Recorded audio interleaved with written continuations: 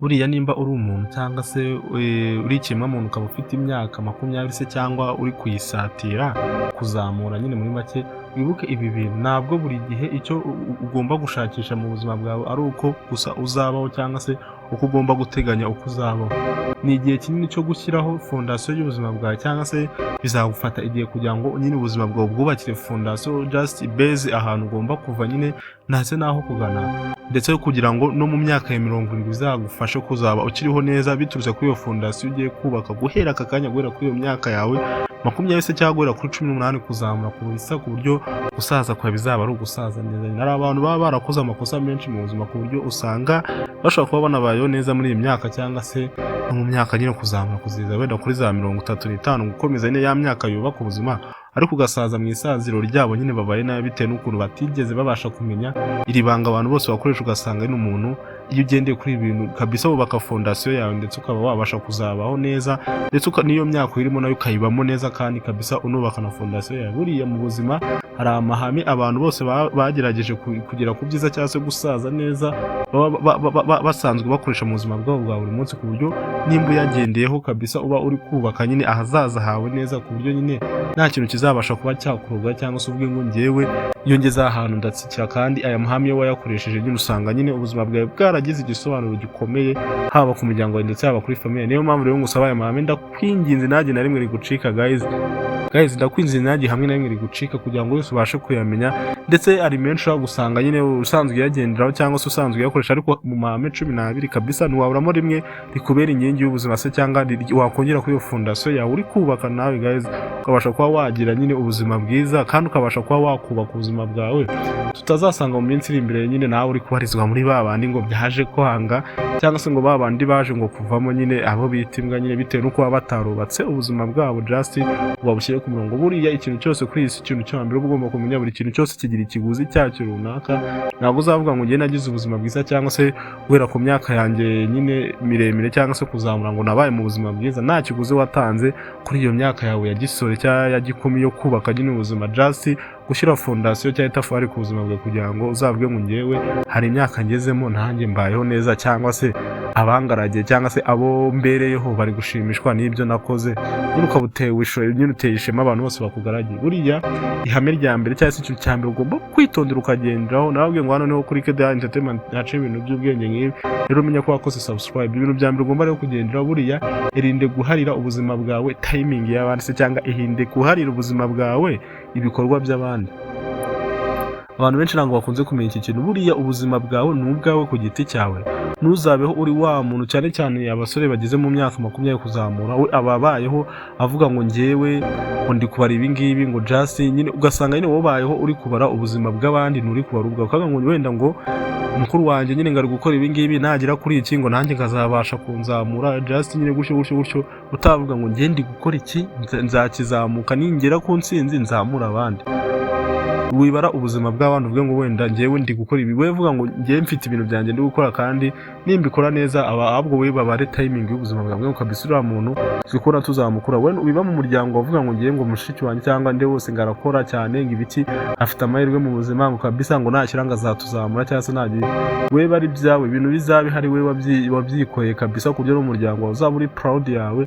Bivuga ngo umuntu wabaye inkingi y'ubuzima bw'umuryango wanyu bose naho gituba uhaguruka mu muryango we proud. Buriya n'umubyeyi akenshi mu myaka yo gukora cyangwa se mu myaka miremire umubyeyi yubahira umwana ibyo yagezeho usanga ibyo yagejeje ku muryango we. Menya gukora timing ku buzima bwawe cyangwa se kwita ku buzima bwawe kurusha uko waba ubara ubuzima bw'abandi. Iki kintu cya kabiri ugomba kugenda cyangwa se ugomba kwitaho, buriya umwanya wawe buriya munini cyangwa se umwanya wawe nicyo gishoro cya mbere ukeneye cyangwa se nicyo gishoro cya mbere cy'ubuzima bwawe. Abantu badakunze gusobanukirwa ikintu, ubundi umwanya wawe ukoresha gute, umwanya wawe uha agaciro gute, cyangwa se umwanya nyine uwugendamo bingana gute. Menya ko uwo mwanya wawe aricyo gishoro cy'ubuzima bwawe. Buriya baravuga ngo buriya igihe ntago kijya kigaruka, buriya iri segonda ry'ako kanya uri gutekereza riciyemo isegonda rimwe ntago mu buzima bwawe rizigera kugaruka, nta n'igihe rizongera kubaho, nyine ubu birarangiye. Isegonda rimwe ry'aka kanya riciyeho ryo kuri iyo tariki aka kanya uri kureba iki kiganiro cyangwa se ryo kuri uwo munsi gutyo ndetse n'uwo mwaka ndetse gutyo byose ako kanya, urumva ntagiye umwaka uzasubira inyuma ngo ugaruke ku buryo ngo even usubira kuri iryo segonda. Niyo mpamvu icyane cya mbere buriya cy'igishoro cya mbere ni igihe, kuko iki gihe nicyo kidagaruka. buriya n'amafaranga ntabwo ari igishoro, kuko amafaranga ushobora kuba ufite 5 bigashira ejo ukongera ukaba ufite 5, just 5 nyine, ariko ntabwo waba ufite isegonda rimwe rya 2025 ngo ejo nihashira imyaka 5 ngo uzaba ufite irindi segonda rimwe rya wapi nyine aba ari isegonda rimwe rya 2030. Igihe ntabwo kijya kigaruka guys. Buriya nta kintu mu buzima kizatuma ugira impact mu buzima bwawe no kudakoresha igihe cyawe neza, cyangwa se ibintu bizafekta igihe cyawe. Buriya abantu nyine b'abakire cyangwa se aba bantu twamenyekanye nabo bafite amasaha 24 nk'ayawe, cyangwa se abantu bose ubona bagafashe bagize ibyageraho nabo bafite amasaha 24 nk'ayawe. Nta muntu ufite amasaha 100 kurusha yawe, just amasaha y'umunsi nyine. Ahubwo ikintu gihindura cyangwa se gitandukanya abantu namwe nandi ni uburyo bayategura, just bagakoresha amasaha yabo ndetse n'ibyo bagomba kuyakoresha nta kuyasesagura, ndetse n'uburyo bayabyaza umusaruro. Nta muntu n'umwe ufite igihe cy'inyongera ku buzima bwe ku buryo ngo ngewe kabisa ngo kuba narageze kuri ibi ngibi ngo ni ibi ngibi nagize, ahubwo we ngewe amasaha yanjye nyategura ute, ndyama gute, ngira gaspiage igihe gute, ibintu nk'ibyo ku buryo ategura igihe cye neza, ugasanga nta hantu na hamwe igihe cye gitakara, cyangwa se ibintu byo mu buyobe nyine yarabigabanje ku buryo kabisa amasaha yarashyize ku murongo. Iki ni ikintu cya gatatu ugomba kwitaho mu gihe uri gutegura ubuzima bwawe, cyangwa se ihindi hamwe ugomba kugendera. Buriya shyira mu bikorwa, ntukabe just planner cyangwa se ngo uhore uvuga ngo ngende gutegura ubuzima bwanjye. Nyine ari umuntu ubayeho ngo ngewe ndi gutegura ejo bundi kuzakora iki, gutyo agahora nyine avuga apanga ngo nzakora iki, ugasanga kugira ngo rimwe azafata umwanzuro bwe ngo ngewe kize mu bikorwa, ugasanga ntibikunze kubaho. Aho ngaho uzaguma muri ibyo ya myaka ya gisore, ya za mbaraga zitabikika zigereho zikurangirane gura kuri 35 kuzamura, ujye utakibasha kuba wakongera itafari ku buzima bwa nyine, bitewe n'uko wahoze uri planner. Buriya igihe turimo nicyo gihe cyanyacyo, nibyo kintu nkunze kubabwira. Aka kanya igihe ufite ibyo uri gutekereza ngo uzakora ibiki, menya ko icyo gihe ufite nicyo cyanyacyo, kuko kuba uri guhumeka, ufite imbaraga, ufite amaboko n'igihe nk'uko twabivuze nicyo gishoro cya mbere. Wivuga ngo ngiye ejo ndi ngo nzakora iki, ngo nibigera gutya, kandi ubona ufite uburyo guys, ufite uburyo wabikora. Menya ko niba ufite uburyo wakora ikintu, hita ugerageza ugikore mu buryo bushoboka, kuko ntago bawurya. Akenshi abascientist cy'abantu bizerera mu gukora bakunze kuvuga ngo imbaraga ufite ubu ngubu ejo ntago arizo zaba ufite, ahubwo ejo zizaba zagabanutse kurushaho. Niyo mpamvu niyo waba urwaye cyangwa kimenya ko izo mbaraga ufite bizagira bikaba bibi kurusha izo ngizo ufite, wenda ari igihe bya neza nyine zikaba nziza, cyangwa se bikaza kuba byiza nyine ukagira izindi mbaraga nyine, ukumva ko nimba runarwaye wenda wakize, ariko just ni akantu nyine, ni agafasi kakajya gaproving nyine, gapushinga umuntu gukora cyane no mu gihe cya kindi aba yumva yacitse intege nyine, akomeza akore kugira ngo yumvishe ko izo mbaraga basi afite nubwo ari nyana zazikoresha. Iyo menya ko nta byo kuvuga ngo ugomba ngo kuba planner cyangwa se kuba udakora avuga ngo ngiye ngo ndahora negura ibintu, weshyira mu bikorwa bife ariko wagerageje. Buriya ntabwo ikintu kizapfa utakigerageje, nta nubwo ikintu kizakunda utakigerageje. Rero witinya guhomba cyangwa se ngo utinye kuba wagira ibyo wangiza ngo mu gihe wakoze ibintu wifuza ngo gukora, cyangwa se plan zawe. Gerageza n'ubundi ibintu byose bibereho gukoreshwa, kandi iterambere riva mu gukora, ntabwo riva mu guplaninga ugakora. Ariko buriya hari n'umuntu ushaka gukora ataplaninze akaba yatsinda, ariko nta muntu uzaplaninga ngo atsinde atakoze guys. Buri ikindi kintu cya kane ugomba kwirinda, irinde gutega amahirwe cyangwa se gutega nyine umugisha ku bintu byo hanze yawe nyine utari kubonera imbaraga. Amahirwe si ibintu biza nk'imvura, cyangwa se uzavuga ngo amahirwe ndabyutse nsanze yanyisasiye, cyangwa se bya bintu ngo nyine uvuga ngo just byangwiriye. Buri amahirwe nubwo bayita amahirwe ni umuntu yigenera. Murambibabwiye iki kintu ngo amahirwe umuntu arayagena, ntabwo bavuga ngo amahirwe ngo just ngo warasizwe wavutse neza. Ibiki amahirwe nawe urayagenera. Buriya uko ugenda wiyubaka buhoro, uko ugenda ugira skills, ugira ubumenyi, ugira network nyine, umenyekana n'abantu benshi, ugira n'imyitwarire myiza, ibyo bintu byo nyine bituma just uba ready, kuko ikintu runaka cyose cyakugeraho wahita nyine ugifata nyine ukaba wakibyaza umusaruro, kuko ushobora kuba ugifite ubumenyi cyangwa se ugifite ibindi bitekerezo byinshi bituma nyine wahita ugikoresha. Kuko buri gihe ntabwo wenda bazaza utarigeze wiga wenda nko guteka cyangwa se ikindi kintu gisanzwe wakiga, wenda uri umwe nko mu bantu 1000 bakize, ushaka kugusanga nyine wowe urimo bakaba barakujyana kwa ngo ujye gukora aka kazi, kuko wenda wowe ushaka kuvuga ashoboye. Ariko nyine abandi bazasigara bazavuga ngo uriya muntu ni umunyamahirwe, ngo reba ukuntu baje bagahita bamutwara ibiki, kandi twese twari dufite ibibazo ariko ngo bashaka ngo uteka.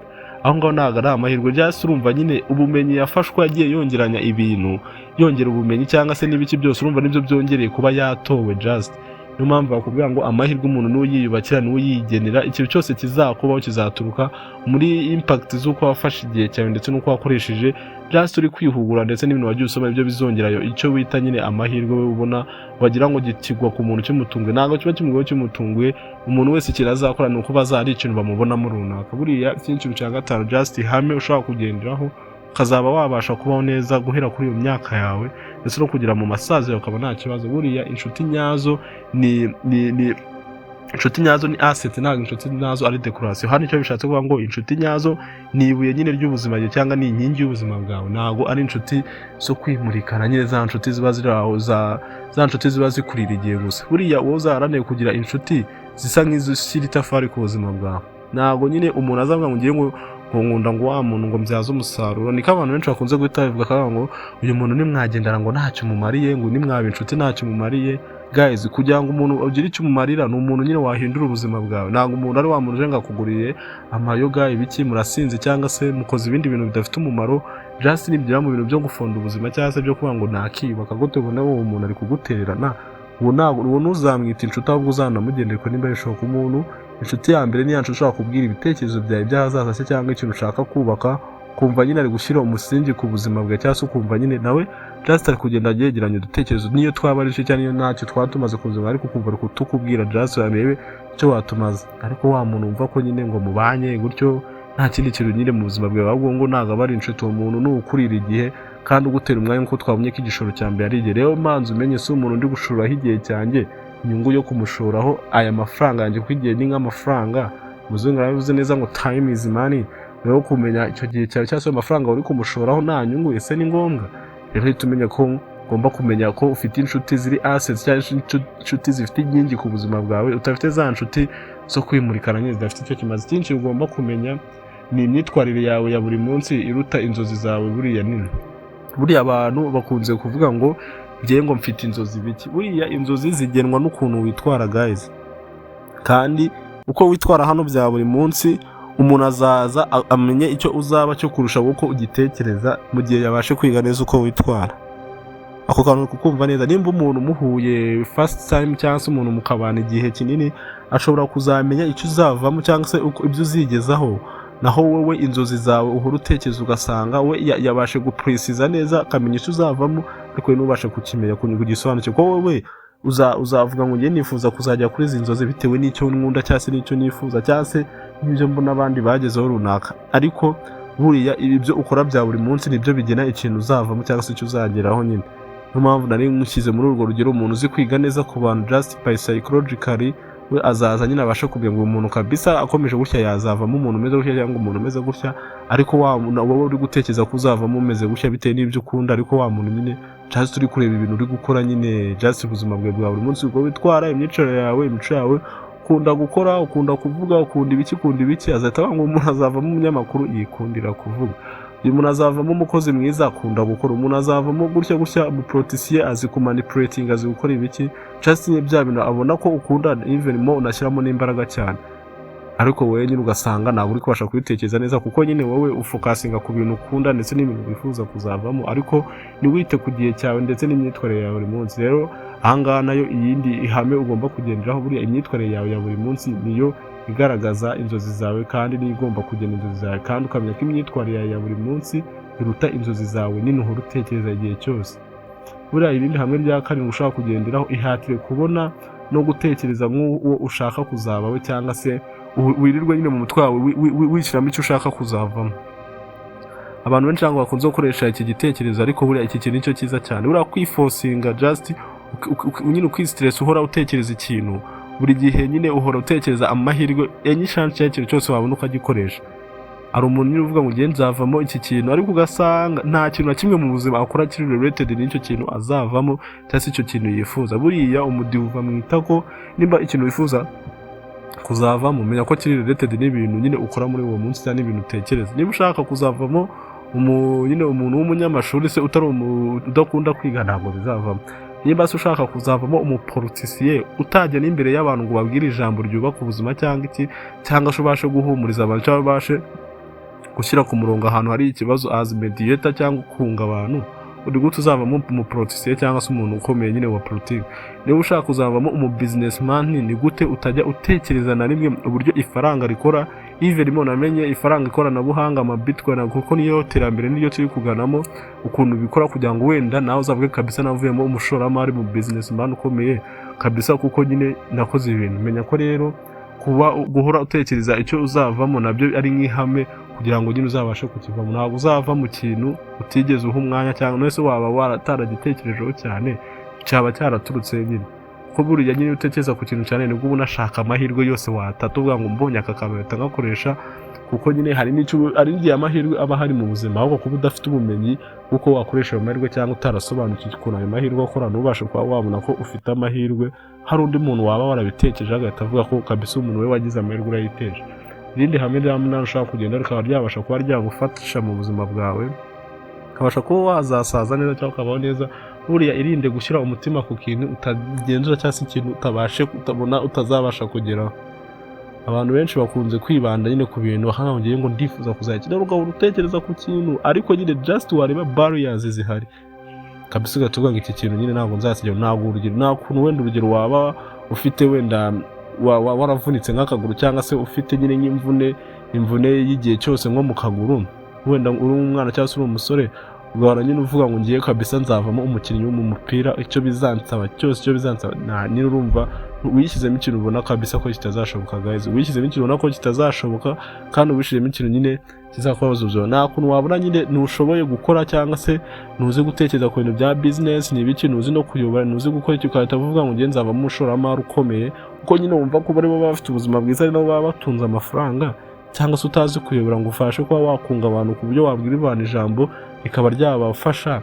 Uvuga ngo wenda ngo nzavamo umupolitisiye ariko udashoboye kuba wakora ibyo bintu, urumva nyine wewe just nturi kugenzura ibyo ushoboye ngo uhite uvuga ngo nzifuza kuvamo iki. Nyine wowe uri kwimakaza mu mutima wawe icyo uzavamo, ariko ubizi neza ko udashoboye kandi ubona neza ko kitazavamo. Ikindi kintu cyane ashobora kuzagufasha mu buzima bwawe ndetse ukagira itafari ku buzima bwawe nk'ihame, nyine akenshi ugomba gushyira ingufu aho ubona hazava inyungu nini, cyangwa se ubona umugisha just wawe ushobora kuba uri aho nyine ubona hakunogeye.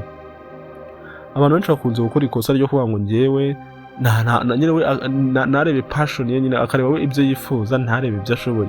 Ubundi ugomba kumenya ese nshoboye iki, ese mfite ubumenyi bungana iki kuri iki kintu. Ntabwo ugomba kuvuga ngo ngiye nkunze iki, cyangwa se nkunze iki, ese nakora iki. Buriya akenshi iyo ukunze ikintu utagishoboye akenshi bikunze gushoboka. Nk'ubu nkanjye nshobora kuba nkunda ambiance cyangwa nkunze nko kubyina, ariko sinshoboye kubyina pe. Ntabwo nzavuga ngo kubyina bizampa amafaranga kandi mbizi neza ko ndabishoboye, ngenda nirirwe muri practice cyangwa nirirwe nkora ikintu wenda mbona kitazambyarira umumaro. Ntabwo navuga ngo nkunze ikintu nyine nifuza ko zambyarira umumaro, mbizi neza ko nagishoboye. Nk'ubu sinzi gukina umupira, nashyize baro hasi kabisa, ntabwo nyine mbishoboye gukina umupira, nta n'umumaro bizamarira. Wenda ndawureba cyangwa se nkawukunda nyine nkajya ndeba match, ariko sinavuga ngo umupira mushyize imbere nko mu bintu bizangirira akamaro. Rero shyira ingufu zawe nini ahantu ubona hazava inyungu, ndetse ahantu ubona ko ubushobozi bwawe bushobora kuba buri. Wikinubira impano yawe guys, niba uzi ngo ushoboye ikintu ariko utagikunda, nicyo nyine ushoboye nicyo ugomba gukora. Kandi umuntu agira n'impano yo kuba afite impano yo gushobora ibintu byinshi, urumva ako kantu. Kuba ufite impano yo kuba ushoboye ibintu byinshi, rero wanagerageza ikindi, ntiwumve ko icyo ngicyo ukunze aricyo wakimakaza kandi ubizi neza ko utagishoboye. Ikindi kintu cya 8 cyane nako cya 10 wakora, ndetse ukaba washyira inkingi ku buzima cyangwa kimeze nk'ihame. Akenshi na kenshi jya witura ineza ibyo waciyemo guys. Barakubwira ngo ahashize hawe nubwo haba nta gaciro gafite, ariko ahashize hawe niho hantu hambere haremereye hazubaka hazaza hawe. Urumva ukaba buriya ahashize hawe uhakoresha wubaka hazaza, ariko nyine nta kindi kintu wahakoresha, kandi ahazaza hawe hazagenwa n'ahahise hawe. Urumva ukaba buriya nimba present cyangwa se ahantu nyine uri icyo gihe utari kwigira ku makosa yawe wakoze ahahise, ndetse unareba ingaruka byaguteye kabisa, ahazaza nta kabuza ayo makosa wazayasubiramo pe. Ariko nimba uri kuvuga ngo ngiye ahashize nakoze ibi bintu bibi bingiye ingaruka kabisa, ukavuga ngo guhera aka kanya mfashe decision sinongeye gukora iki kintu, urumva nyine uteguye aho nyine igihe icyo kintu wari kuzajya ukora mu hazaza, urumva nyine uteguye ahazaza. Rero menya kuvuga ngo ahahise hanjye ngomba kuhigiraho, ikintu cyose nyine nakoze ahahise nikingirire neza cyangwa se nikingwe neza ngomba guhita nyisiga inyuma guhera aka kanya kugira ngo nongere nere imbere yawe. Jya witura neza ibyo waciyemo, wumve ko amakosa yawe ntugiye kuyarakarira ngo nyine just bikugumemo, just be depressed, ahubwo ubyiture neza nyine ubyigireho, wumve ko ntacyo bigutwaye. N'iki kintu cya 11 kenshi na kenshi ugomba kubaha umubiri wawe ndetse no gukora investment yawe ya mbere buriya no gushora mu mubiri wawe. Abantu benshi ntabwo bazi iki kintu, buriya akenshi na kenshi siporo, exercise, kurya neza cyangwa se kwita ku mubiri wawe nicyo kintu cya mbere gihatse ubuzima bwawe. Ukaryama neza, ukanywa n'amazi ndetse ugakora na siporo. Nimba udakora ibi bintu umenya ko nawe ubuzima bwawe kabisa buri mu kagate. Buriya hari ukuntu umuntu aba yumva atarimo aratekereza neza, uzabicunge bikunze kubaho, kumva ntabwo uri kumedita neza, ntabwo uri gutekereza neza, nturi gufokasinga neza, ariko wakora agasiporo, exercise, ukanywa amazi, just umubiri ukatuma just uswiringa nyine, ukazana utuya duke ugahita woga, utawumva none ugarutse uri muri mood. Abantu bakunze kwiga cyangwa abantu biga amasiyanse bo barabizi nyine, iyo ushaka kwiga neza ubanza gukora agasiporo nyine ukanoga, none niyo waba ushonje wumva uza muri karasi kabisa, wumva usobanutse neza kandi ugiye gukora neza. Iki kintu cya nyuma akenshi ugomba kugendaho ndetse mu kugira ngo ushyire itafari ku buzima bwawe cyangwa se kimeze nk'ihame, ugomba kwiga gutsindwa ndetse no gutsinda. Mu buzima haba hagomba kubaho gutsinda no gutsindwa, ahubwo se gutsindwa kwawe kwagufashije iki? Nicyo kintu ugomba gusigara umenya. Ahantu natsinzwe se ubutanzatsindwa, kuko buriya ubuzima ni ishuri. Ikintu cyose uba ugomba gucamo si ukuba ufite experience yacyo, cyangwa se ahantu hose ugiye si ukuba ufite experience yaho, ndetse n'ubuzima bwose burabuhinduka butujyana aho bushaka. Ahubwo none umenya ko aho hantu natsinzwe sinzongera kuhatsindwa kabisa, ahubwo ngiye akenshi none ujye unaha agaciro gutsindwa kwawe, n'ugaha agaciro gutsinda kwawe. Buriya iyo watsinze nyine uba watsinze, uba washimwe, uba watsinze. Ariko buriya iyo watsinzwe ntabwo uba wasubira inyuma ngo uhindure uko gutsindwa cyangwa icyo gisoho gihindura, ahubwo uba watuma uko gutsindwa kwawe utazongera gutsindwa nyine naho hazaza. Kandi akenshi na kenshi umuntu uha agaciro gutsindwa kwe kurusha gutsinda ni nawe muntu wa mbere utsinda cyane mu buzima, kuko nyine iyo watsinzwe bihora just bigutera stress bikubangamira cyane, wumva ko kuba waratsinzwe gute kameme wewe utsindwa nyine, ukumva nyine just uri kwishinza ikosa kugira ngo ubutaha utazongera gutsindwa. Ariko iyo uha agaciro ko watsinze, wumva ko watsinze n'ukumva wagezeho just ikintu cyaza runaka utamenyereye, nk'uko nyine udatinya gutsindwa cyangwa se utajya uhora utekereza gutsindwa, ukaba nacyo cyagutsinda. Rero guha agaciro gutsinda no gutsindwa byose ku kigero bingana, kuko byose bifite akamaro. Ari nabyo abascientists bakunda gukoresha the wisdom, cyangwa se kuba nyine injijuke cyangwa ikintu kirenze biba bingana na win, kugira nyine gutsinda plus loss, nyine guhomba ndetse na reflection, just uko react uko gutsindwa n'uko gutsindwa no guhomba byose uko react. Aya ari amahame 12 ashobora kugendaho nyine ukaba wabasha kuzagira ubuzima bwiza mu ntego zawe cyangwa se mu byo ukora bya buri munsi. Nimba twaye kumwe aka kanya, menya ko uw'agaciro guys, uri uw'agaciro n'ubutaha uzagaruke, kandi menya ko wakoze subscribe wafunguye no kukazajya tuze no kubana mu biganiro by'ubwenge mu kanya gato. Ciao ciao.